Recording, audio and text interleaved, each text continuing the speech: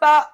H&M Beauty, vous et moi, faut qu'on parle. Avant de commencer à tester les produits, comme vous l'aurez compris, d'H&M Beauty, produits qui, je trouve, n'ont pas été mis franchement en avant par les réseaux. Je crois qu'hormis Salanas, je n'ai pas vu grand monde en faire des revues. Est-ce qu'il y a une raison à cela? On va le découvrir ensemble. Mais avant ça, je souhaitais juste prendre 30 secondes pour dire 2 mots de mon expérience client. Lorsque vous arrivez chez Sephora, chez Marionneau, chez Nocibé, chez un commerçant qui, en plus de ça, relance, rebrand sa marque, je pense que les étals pourraient au moins donner envie. Au moins être clean. J'ai eu la sensation de me retrouver chez Primark avec, je dirais, le 70% des produits abîmés, cassés, dégueulasses ou manquants. Est-ce que ça vous donne envie? Pas à moi. Donc on part déjà avec un a priori. Et ça, H&M, si vous m'entendez, écoutez-le bien, c'est la pire des choses pour une marque, que ce soit pour la partie fringues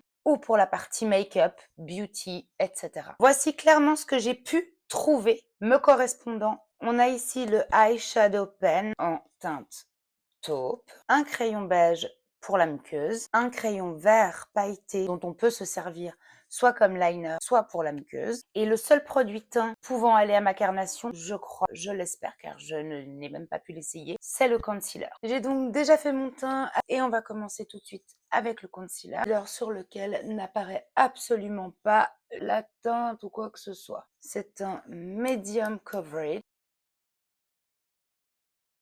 La teinte est la bonne, c'est déjà une bonne nouvelle. En ce qui concerne le medium coverage, alors je pourrais peut-être faire une deuxième application, mais ça pour moi c'est une couvrance légère à moyenne, mais il est joli. Je vais le poudrer tout de suite et on va voir comment il évoluera au cours de la journée. On va continuer avec le eyeshadow stick. J'en applique également au ras de cils inférieur et je vais le dégrader. Ça se travaille correctement, mais bon, voilà, c'est bien pour une base. C'est joli, pas grand chose à dire. C'est sympa, c'est discret, oui, c'est sympa. Et puis on va donc tester les deux autres produits histoire de voir s'ils marquent correctement. Donc le beige en muqueuse qui marque très bien, qui est très crémeux. Pas mal du tout. Et le fameux vert. J'ai donc appliqué mon mascara.